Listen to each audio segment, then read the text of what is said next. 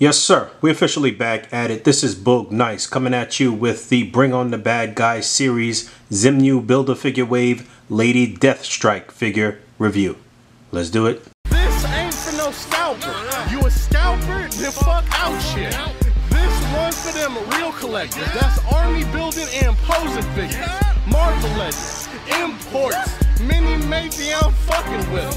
Hype beast, we know about you. Stay buying figs, don't know about it. There's a quick look at the artwork on the left side of the box. It is the same on the left and the right. 7 figures in the wave. You'll need 6 of the 7 figures to complete the Xemnu Build-A-Figure. Dr. Doom does not come with a Build-A-Figure part. And there's a quick frontal view. Alright, let's bust this open and see what's what. Alright, here we go. Yuriko Oyama, aka Lady Deathstrike, whose first appearance as Yuriko was in Daredevil number 197 in August of 1983. As Lady Deathstrike, she first appeared in Alpha Flight number 33 in April 1986. Somewhat of a classic X-Men villain, but more specifically Wolverine. They have faced off many times. She's had team affiliations with the Sisterhood of Mutants, Thunderbolts, Weapon X-Force, the Wolverines, but I think a lot of you may know her from the Reavers, which we'll talk about again later. A brand new buck here for Lady Deathstrike, a long overdue redo. This is our second Lady Deathstrike in the life of the Marvel Legends line. The first one was way back in the Toy Biz days and the Onslaught Build-A-Figure Wave, I believe. Lady Deathstrike is an excellent hand-to-hand combatant. She has superhuman strength, speed, agility, and reflexes. And like her arch nemesis Wolverine, she has an adamantium skeleton and retractable claw nails that you can see there, as well as an accelerated healing factor. Lady Deathstrike is packed in with the torso to complete the Xemnu Build-A-Figure.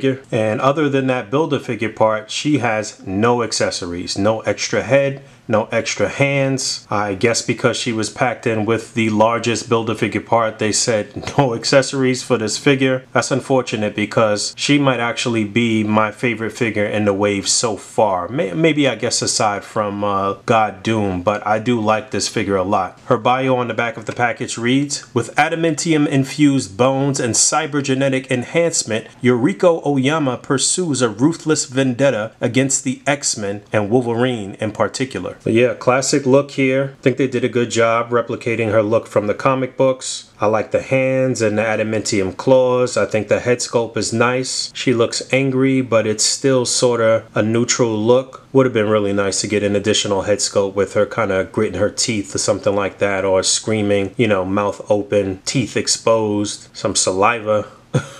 But you can see her custom do-rag with the windswept hair. That'll be good for some action shots, I suppose. Again, it would have been really nice to get an additional head sculpt. You can see some of her like cybernetic enhancements there on her chest. Brown, red, white. Again, classic look. Her head does come off. There's a look at that ball peg. Her hands do pop off. You can put a different set of hands in there. I think these might be some of the extra hands that came with the Shang-Chi movie Katie. Either that or Sha Ling from the Mr. Hyde Build-A-Figure Wave. Skin tones don't really match up. I might have to find a different set, but I don't even know that she has the ability to make her hands look kind of normal. So I don't even know if this actually makes sense or not. And now that Hasbro has checked her off the list, you better believe that we're going to get the Reavers complete at some point in 2022 probably. We know that's one of Dwight's missions to complete that team. In fact, in the last interview, he named Pretty Boy as one of the obscure characters he'd like to see get done. When I posed that question to each team member, right, quick question for each of you. Obscure character that you'd like to see in figure form. Pretty Boy. But like I said, new buck here. Head was on that ball joint. She can look down, up slightly, hindered a little bit by the hair in the back. Left to right and pivot is no issue. Shoulders on the ball joint. It'll come up pretty far. You can actually do a full 360. There is an upper bicep swivel. There is a single hinged elbow there that will swivel a little bit too. Yes, it will. Actually, I think you can pop these arms out here. I tried to pull this one out already. I almost had it completely out, but I got scared. But yeah, you get a swivel and a hinge on the wrist here. The left wrist will hinge kind of up and down this way, and then the right will hinge in a traditional fashion. I'm kind of annoyed there was no ab crunch. There's just the lower torso articulation that you could kind of rotate. The entire upper torso is on like a ball joint here. Oh man, she's spilling out there at the bottom. But yeah, I would assume you could remove the upper torso from the lower torso if you really wanted to. Looks like a barbell joint in there at the pelvis. Legs will come up that far. There is upper thigh swivel. There's a double jointed knee. There's a hinge and a pivot on the foot. Actually not bad in terms of articulation. Alright, let's do some size comparisons. Let's do some X-Men villains. So on the far left is the Apocalypse Build-A-Figure Wave. No, the Strong Guy Build-A-Figure Wave, Black Tom Cassidy. Technically this is the Kingpin Build-A-Figure with the additional Shadow King head that came packed in with the Ultimate Riders, Professor X. Shout out to my man Super Tom Customs. I'm going to be getting a sort of powered down Shadow King head sculpt cane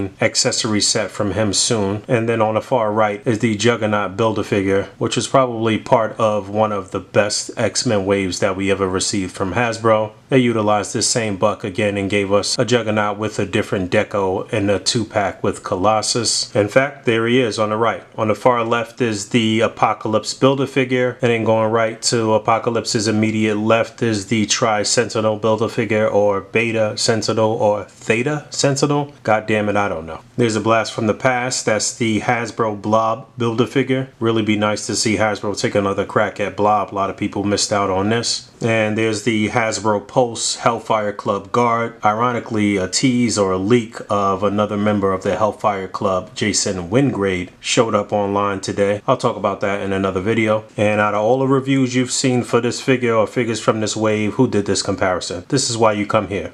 On the left, we have the Apocalypse Build-A-Figure Wave Sabretooth, which I've never really been totally happy with, at least not with the head sculpt. But shout out to Sculptor Shelf. I'll be getting one of his custom head sculpts for Sabretooth very soon. And then that's the Juggernaut Build-A-Figure Wave Deadpool. And on the far right is the Sauron Build-A-Figure Wave Omega Red. And these four make up a team that we saw in the 2009 animated Hulk versus film. On the far left is one that Hasbro should probably give collectors another crack at. That is the Jubilee Build-A-Figure Wave Strife. In fact, I'd like to see them do this figure over and give us a brand new Strife. There's the Walgreens exclusive Mystique. And on the far right is the Wendigo Build-A-Figure Wave Mr. Sinister. Oh, I can't let you go without giving you a look at the old Toy Biz Lady Deathstrike and how she stacks up next to this newer version. And absolutely, Hasbro shitted on the old Toy Biz one here. Now, don't get me wrong. The Toy Biz one was pretty nice. You know, the detail and paint applications and everything here was cool. I never really liked that the arms were like fully exposed as being robotic. I didn't like how the shirt was kind of ripped on the Toy Biz version, and I especially didn't like the head sculpt on the Toy Biz version. She looked like a doll or something. While it did have decent articulation, it was still an odd mix of articulation. You did get the ab crunch though on the Toy Biz version there, as well as the waist swivel. But there's no question that the Hasbro version just looks so much cleaner, so much nicer, you know, so much more in tune with what Hasbro has going on currently. The newer one is absolutely the one to own. All right, last one and I'm getting up out of here. I'm just stunting on y'all now. So on the far left is actually that Jubilee Build-A-Figure. Very, very hard to get at this particular point. This one was hard to get even when it was at retail. Then the Juggernaut Build-A-Figure Wave Wolverine. Then the Love Triangle 3-pack Wolverine. Then the Ultimate Riders Wolverine with the head from the Special Sword Pack Wolverine. Then the Sauron Build-A-Figure Wave X23 or Wolverine. And then on the far right is actually the Puck Build-A-Figure. This is not the Puck that was packed in with the Alpha Flight box set, but the actual Build-A-Figure that was very hard to get and is still hard to get. And that's it. So yeah, despite not having any accessories, this is still a dope figure. Still one I would recommend that you pick up. I hope somewhere down the line we are able to get another head sculpt, but you have to pick this up if you want to complete the Xemnu Build-A-Figure. And thank you for hanging out. As always, rate, comment, subscribe, hit that bell down there. And until next time, peace.